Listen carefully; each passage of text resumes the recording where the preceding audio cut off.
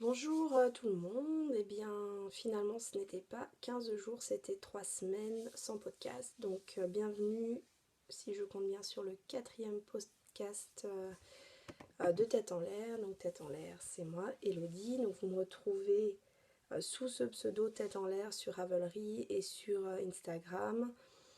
Je vais essayer de rien oublier, je suis un peu ma tête en l'air. Depuis hier, j'ai la tête qui tourne pas très très bien. Enfin, j'ai du mal à me concentrer. Bref, j'ai plus beaucoup de voix, j'ai beaucoup hésité à tourner ce podcast, mais en même temps, j'avais dit 15 jours, ça fait déjà 3 semaines, j'ai quand même quelques petites choses à vous montrer et j'ai envie de vous parler d'organisation parce que quand j'ai proposé donc les astuces d'organisation, j'ai eu beaucoup de oui.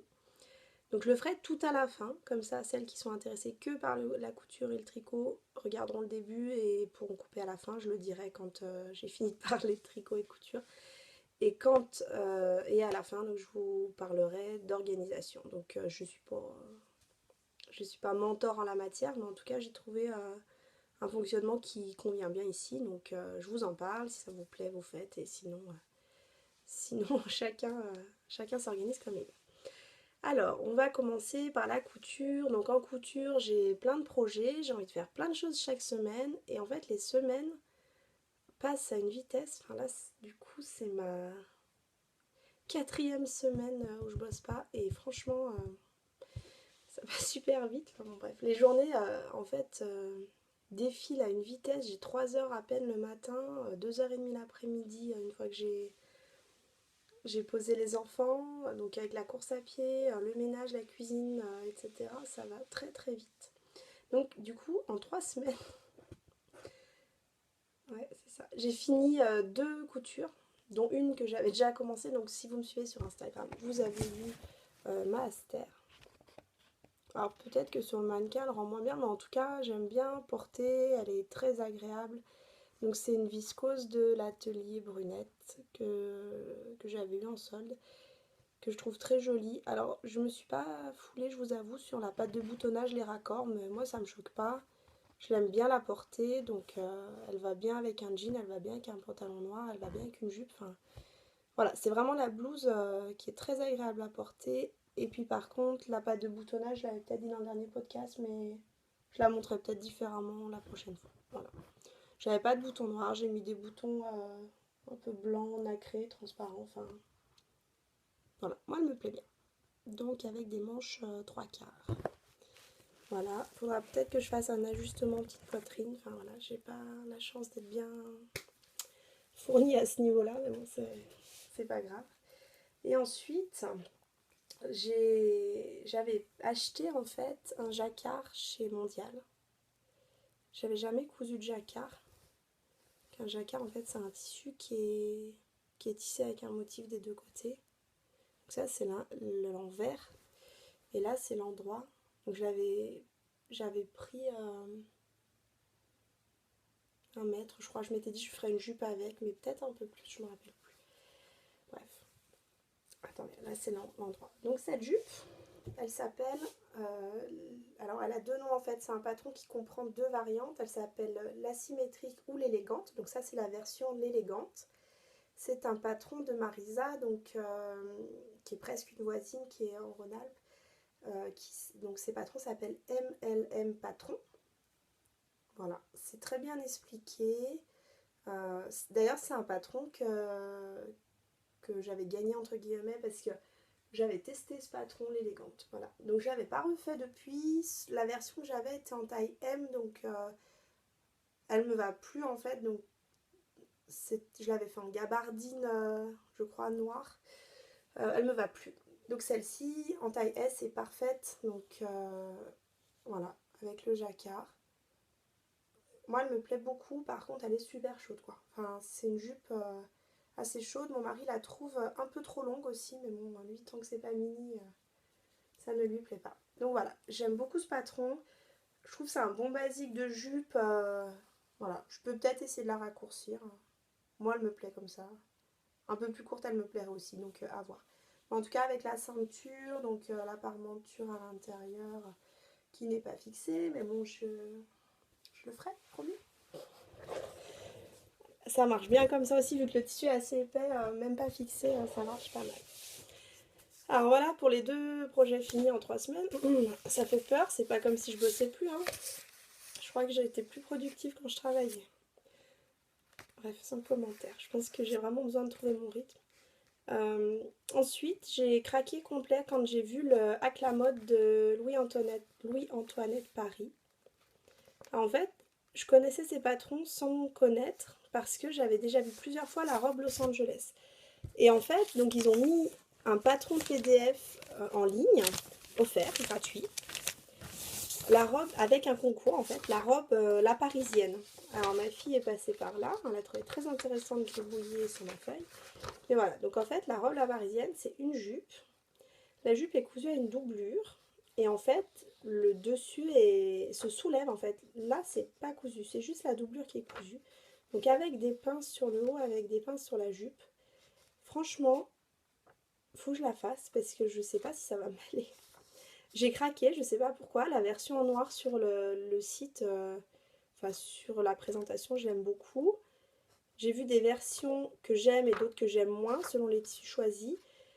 Et en fait, je sais pas si le tissu que j'ai choisi moi, ça va m'aller. Voilà, j'espère que ça fera pas ça avec grand-mère. Enfin voilà. Donc j'ai coupé du coup la taille 36. Donc c'était sympa parce que les marges sont comprises. Enfin, moi ça me plaît bien, ça me demande moins de réflexion, de travail, ça me demande à moins me motiver.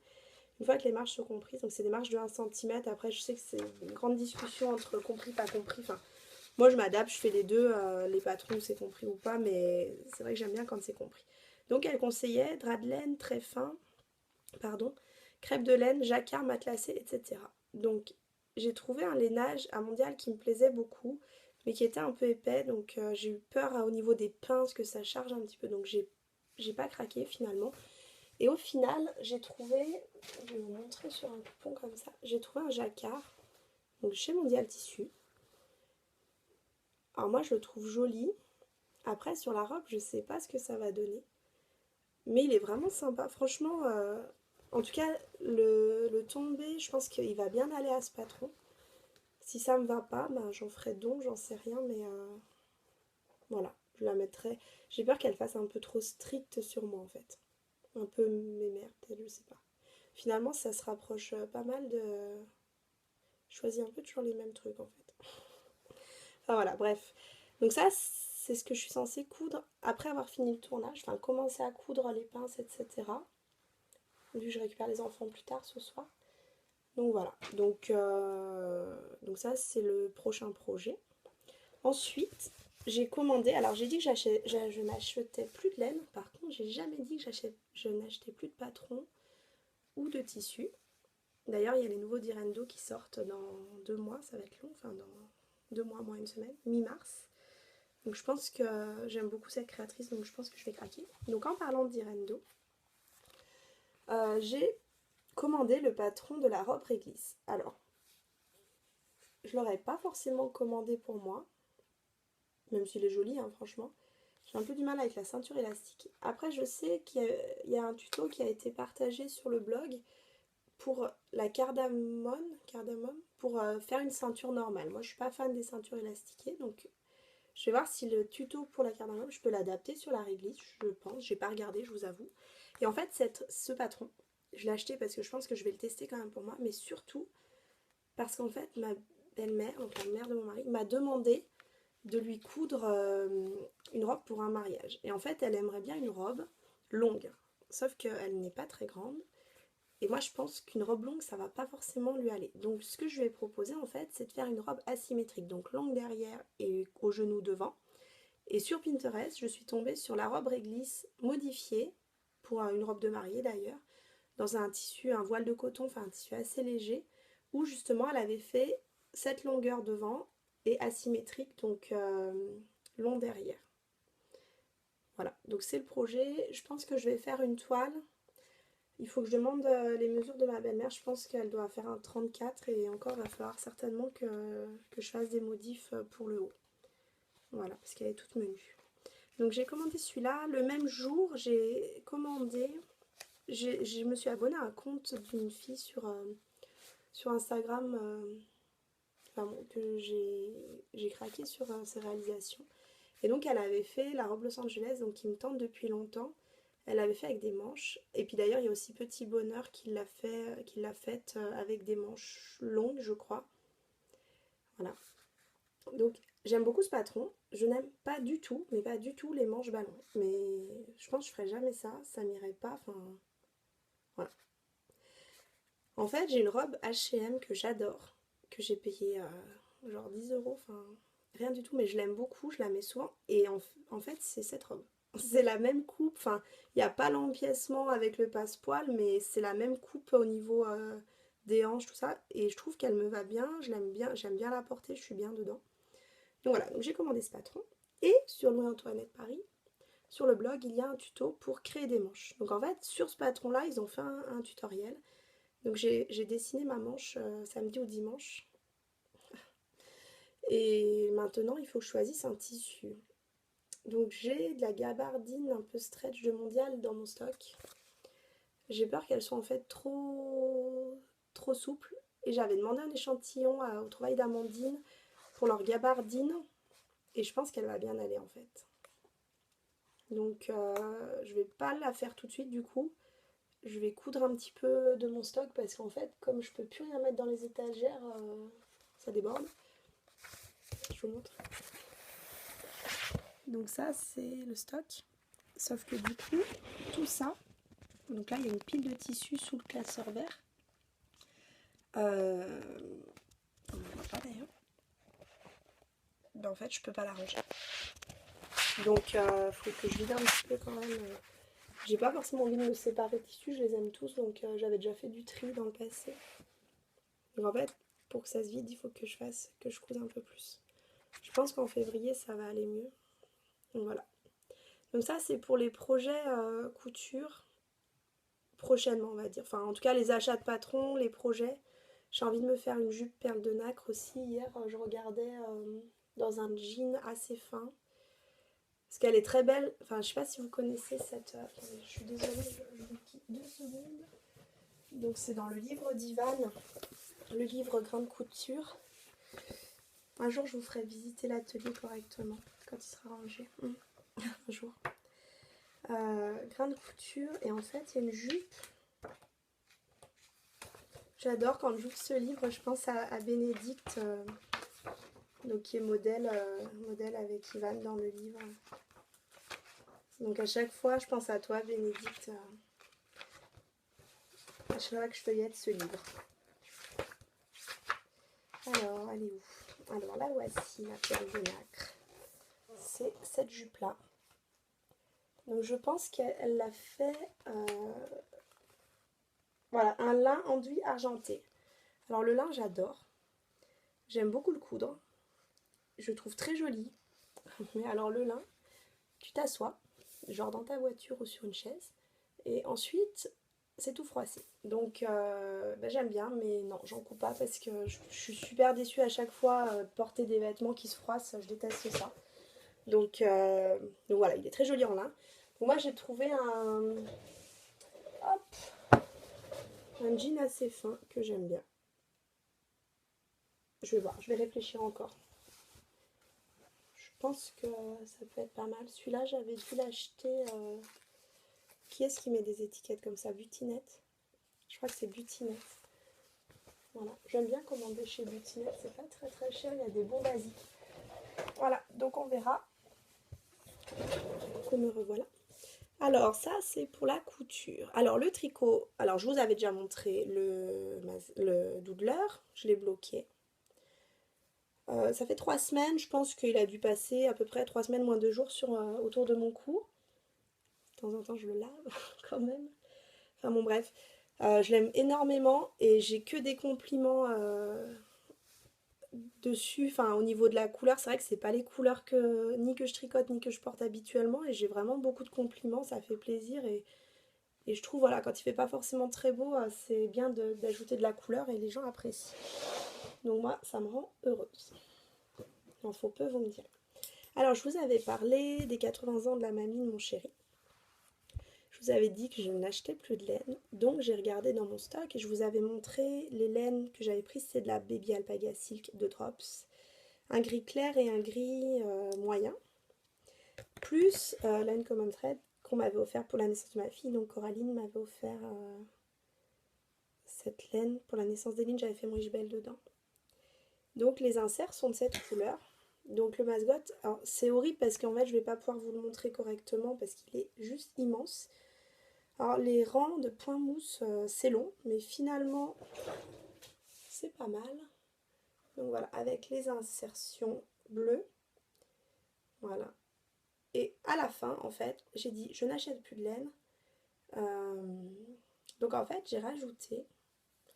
Je me suis dit, allez, tant pis, je le tente, on verra. Donc pour la dernière partie, après l'insertion 5, donc déjà j'ai fait que 5 rayures au lieu des 10 prévus, et le gris moyen, j'en avais plus. Donc il a été remplacé par un gris un peu plus foncé, c'est de la fil d'art. Non mais je fais vraiment les fonds de tiroir. C'est de la fil d'art, aidez-moi, Super Baby. En fait, qui a le même échantillon, enfin en tout cas je trouve ça doit vraiment être très proche. Elle est très douce, moi je l'aime beaucoup, il y a un peu de laine d'agneau dedans. Quand je tricotais de la layette, je tricotais fil d'art Super Baby, j'avais que ça comme laine. Donc j'ai quelques fonds de pelote encore.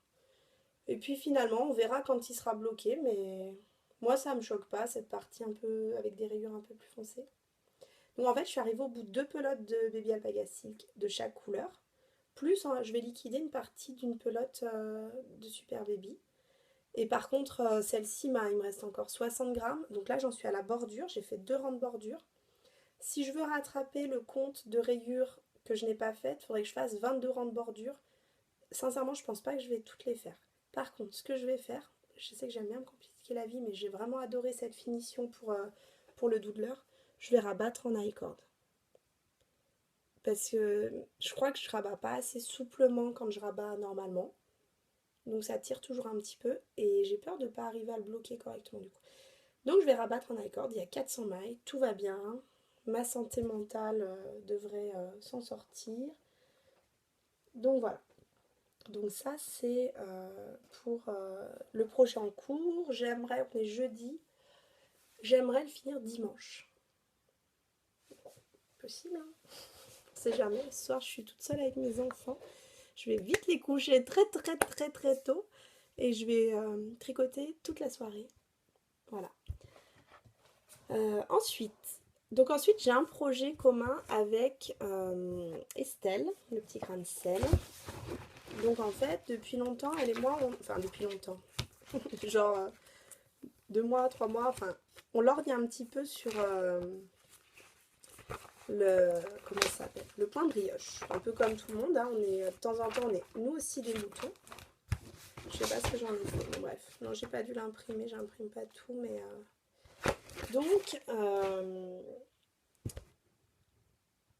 on va tester. J'ai acheté le patron Excuse Me Shawl de Stephen West. Et donc, on va faire ce châle en point brioche. Moi, j'avais craqué sur celui que Folie Ordinaire avait fait pendant son voyage justement aux États-Unis, je crois. Oui, aux États-Unis. Il était magnifique. Bon, après, moi, orange, c'est pas la couleur que je porte, encore que je pourrais être surprise, mais il était vraiment superbe et depuis, ça me trotte dans la tête. Donc voilà. Donc c'est notre projet commun. On va pas forcément le faire tout de suite parce que... Enfin, on veut pas démarrer tout de suite. On n'a pas fini le projet qu'on a en cours. Estelle, elle est super sérieuse. Elle fait pas deux choses en même temps. Contrairement à d'autres que je connais. Bref. Donc, le 31 décembre, je vous avais dit, j'ai commandé de la laine chez Pâte de Velours. Je l'ai montré sur Instagram, je crois pas que je l'ai montré, je l'avais pas reçu au dernier podcast. Non, je l'ai reçu ouais, il y a 10 jours à peu près. Voilà. Franchement, ces laines, elles sont magnifiques. Enfin, donc là, elles sont en écheveau, c'est expresso. Donc c'est de la Féline Sport. Voilà, 100% Merino Superwash. Et il y a 300 mètres pour 100 grammes. Donc j'ai pris 2 de chaque en fait. Ça devrait faire, j'espère. Normalement, oui. Donc en fait, on choisit la couleur, si elle l'a en stock, elle teint au fur et à mesure, donc dans la base qu'on veut, la couleur qu'on veut. Alors certaines couleurs rendent pas pareil selon les bases. Alors, elle m'énerve, cette lampe.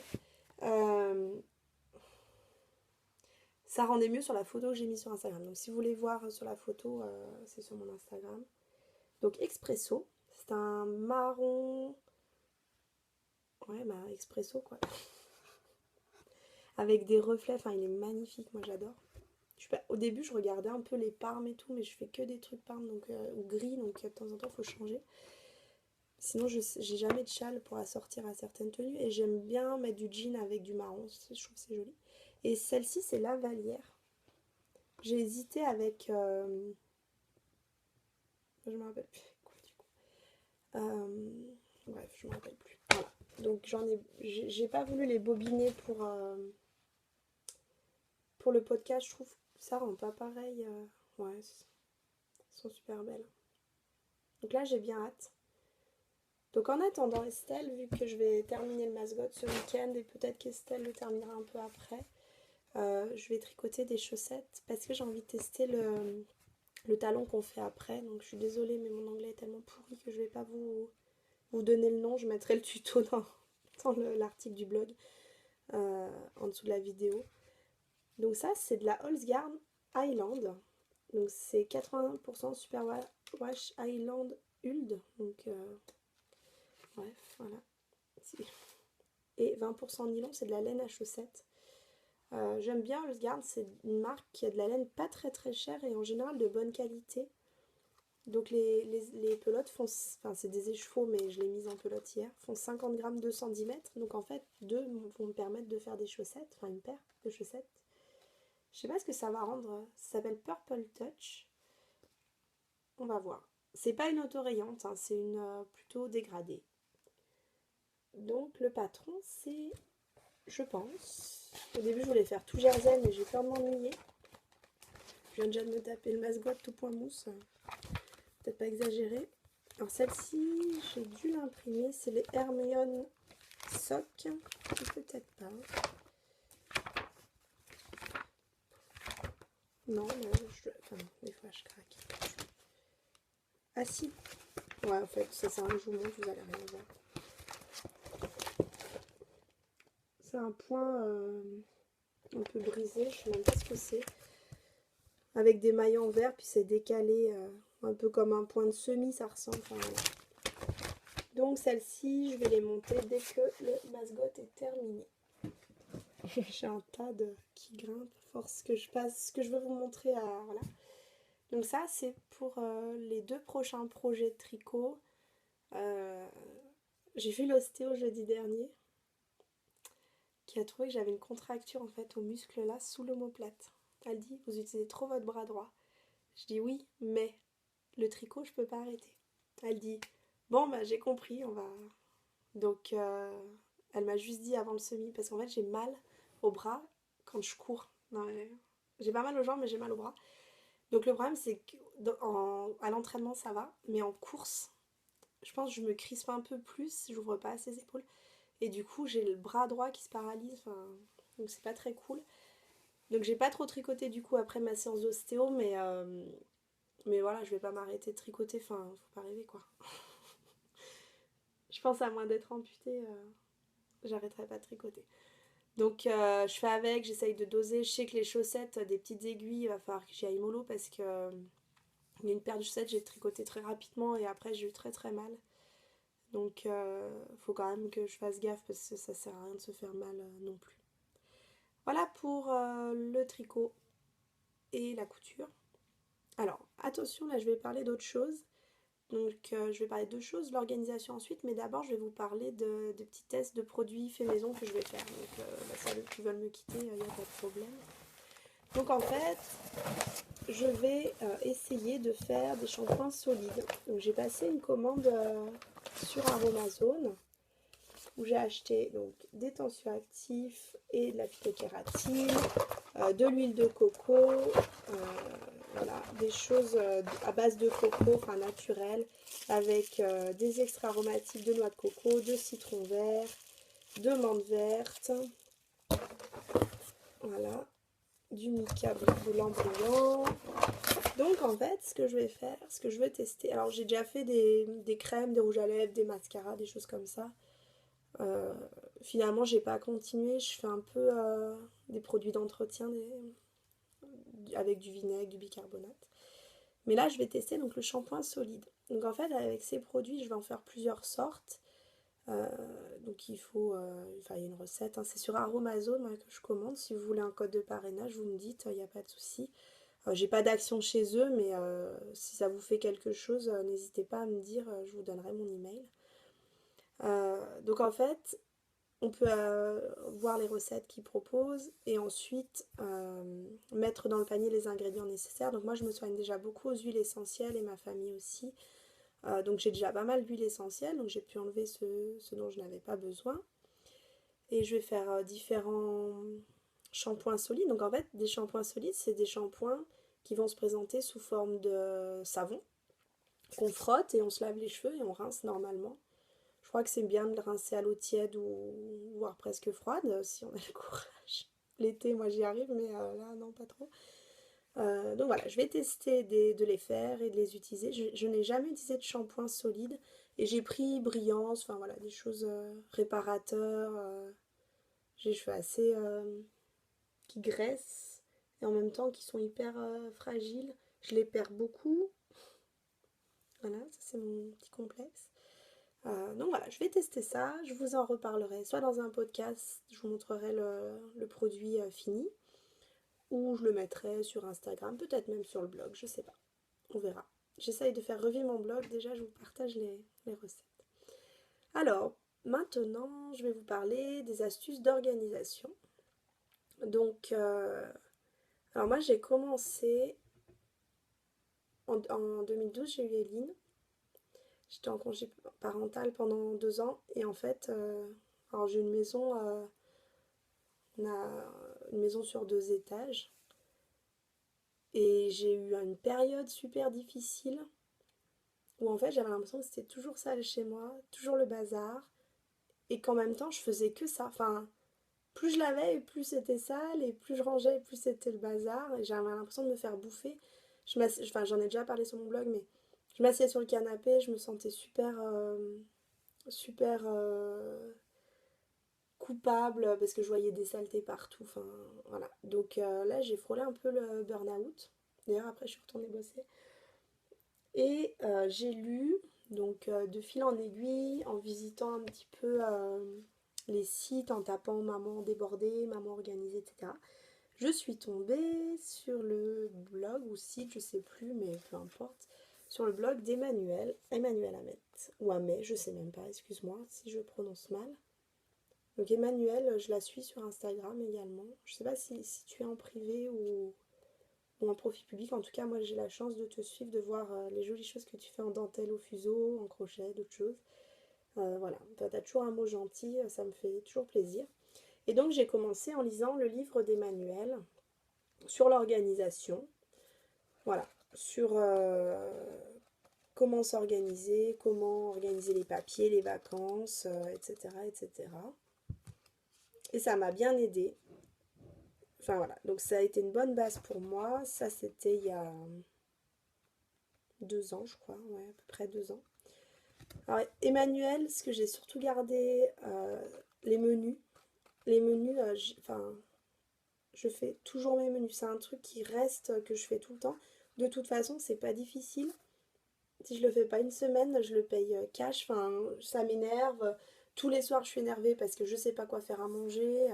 Donc voilà, donc les menus, c'est un truc que j'ai gardé pour pas avoir à me poser la question de qu'est-ce qu'on mange ce soir, de me dire ah bah non, bah tiens, je voulais faire du poulet mais il est encore dans le congèle ou des choses comme ça. Enfin, en tout cas, je me pose plus la question pour les menus. Et puis franchement, les... enfin, pour les menus, les économies qu'on fait, enfin moi en tout cas, ça me permet de faire pas mal d'économies.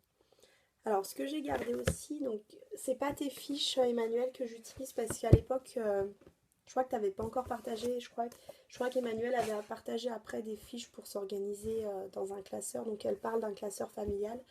Donc là, j'avais pris le Vadémécum de la maison. Alors, la dame s'appelle Laure, je crois. C'est organizen.fr. Donc, je crois que je l'avais acheté ces fiches.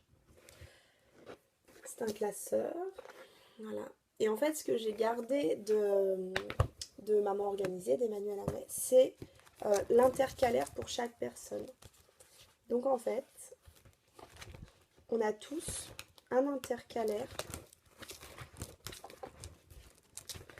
Voilà, mon mari, moi, les enfants. Et par exemple, les enfants, il y a les photos d'identité, les attestations de responsabilité civile, enfin des choses comme ça. Les ordonnances, s'il y a des ordonnances en cours.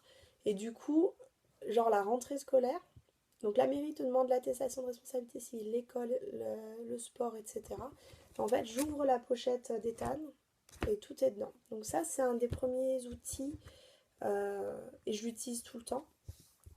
Dedans, alors si vous me suivez, enfin je vais en parler encore ensuite, mais j'ai mes routines, j'ai mes fiches de ménage, j'ai mes fiches vierges pour mes menus, les recettes qu'on aime bien, enfin voilà, j'ai un petit peu tout ça. Donc je parlais des menus. Alors l'outil que j'utilise pour les menus, moi à la maison, c'est, j'en ai essayé plein. J'ai essayé le mind mapping, j'ai essayé plein de choses, et en fait c'est celui-là qui marche bien. Donc c'est les fraises mag qui l'offre, on peut le télécharger gratuitement. Voilà. Donc en haut, on met, donc moi je trace un trait en fait, parce que comme on mange midi et soir, je trace un trait au milieu. Le midi, le soir, je barre les repas où j'ai pas besoin de préparer le repas si on est au restaurant ou si personne ne mange à la maison. Et au fur et à mesure que je mets les recettes, je mets les ingrédients. Voilà. Ensuite, on découpe. Dans Basique, en général, je mets mon boucher, mon marché, ce qui me permet de découper vu que c'est pas au même endroit. Et puis ça me permet soit de faire mon drive, soit d'aller en course avec ma liste. Et le reste est affiché sur le frigo. Comme ça, mon mari peut le consulter. Vu qu'il mange à l'extérieur le midi, ça lui permet de ne pas manger deux fois la même chose la journée. Voilà, donc ça c'est pour les menus. J'essaye, un truc que j'arrive pas, c'est tenir un stock de congélateur à jour. Enfin, si vous avez une astuce pour ça, je veux bien. Donc ça c'est mon classeur, je vous remontre après mes fiches de routine. Alors, ensuite, je me suis laissée intéresser par la méthode Fly Lady. Donc maintenant, ça fait 1 an et demi à peu près que je fais la méthode Fly Lady. Alors, je sais que c'est une méthode qui peut être hyper critiquée par sa rigueur, mais parce que je sais que certaines personnes la poussent vraiment à l'extrême. Enfin, il y a des groupes et tout un peu à l'extrême. Donc moi, je suis dans un groupe Fly Lady très sympa. On donne des petites astuces, du courage. Mais en tout cas, moi j'ai lu le livre donc de Marla Sailey, qui est c'est elle qui a inventé la méthode de Fly Lady. Ça s'appelle Entretien avec mon évier. Je crois qu'en anglais, c'est exactement la traduction en fait. Pardon. Et alors, moi j'aime beaucoup ce livre. C'est très bien expliqué, c'est hyper bienveillant. C'est-à-dire que c'est pas quelqu'un qui va te dire t'es nul, ta maison elle est pas organisée, c'est pas comme ça qu'il faut faire. Enfin vraiment, le livre est hyper bienveillant. Alors après, il y a un pendant, d'ailleurs, je crois qu'il y a un mot de l'éditeur au début du livre. Euh, c'est américain. Et c'est très je bénis ma maison, Dieu, etc. Donc, une fois que tu le sais, que tu as intégré ça, et puis, enfin voilà, moi je suis. Après, il y a peut-être des croyants dans mes auditeurs, je sais pas, je m'en fiche. Chacun a ses croyances. Mais en tout cas, le livre parle de Dieu.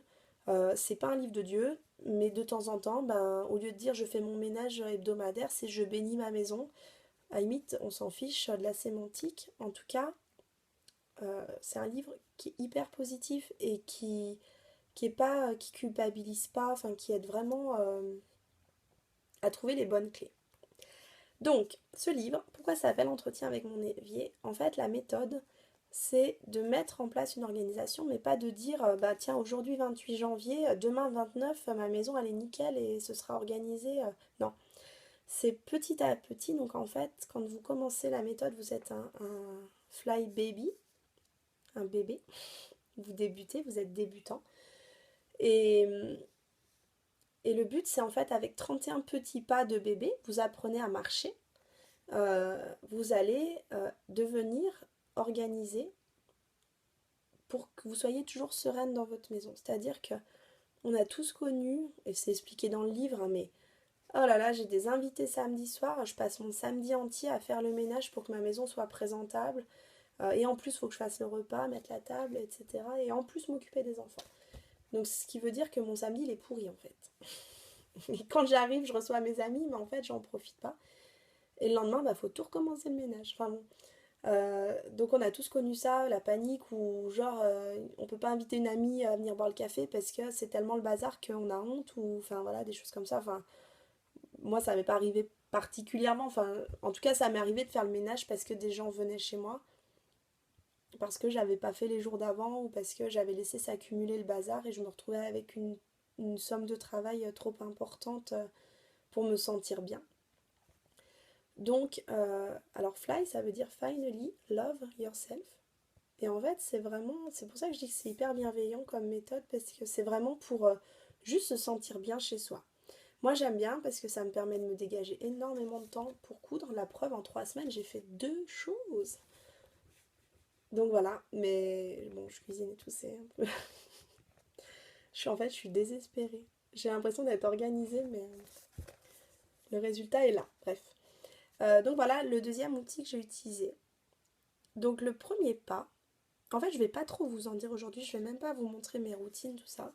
Mais le premier pas, et je peux vous assurer, mais je vous assure que c'est magique, c'est tous les soirs, vous nettoyez votre évier plan de travail à fond. Il faut que ce soit nickel en allant vous coucher. Vous faites juste ça. Rien de plus, rien de moins, juste évier nickel. Et je vous jure que vous allez vous lever le lendemain matin, mais vous allez être déjà de bonne humeur.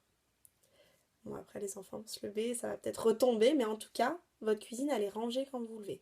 Et moi, ça c'est un truc, je sais de toute façon, si mon évier, il n'est pas rangé le soir, et que le lendemain, je me lève, et que déjà c'est le bazar, je me sens déjà noyée sur une somme de travail, alors que si je prends 5 ou 10 minutes pour le faire le soir, ben, je me sens beaucoup mieux le matin, donc voilà.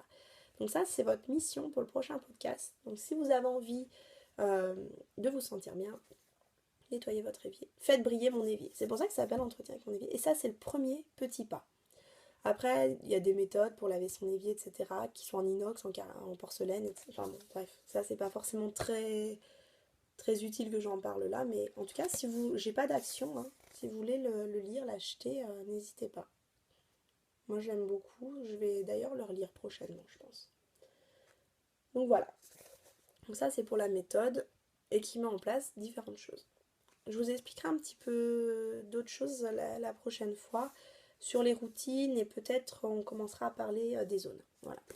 Dernier outil que j'utilise, c'est le Mémoniac. Après, chacun prend l'agenda qui lui convient.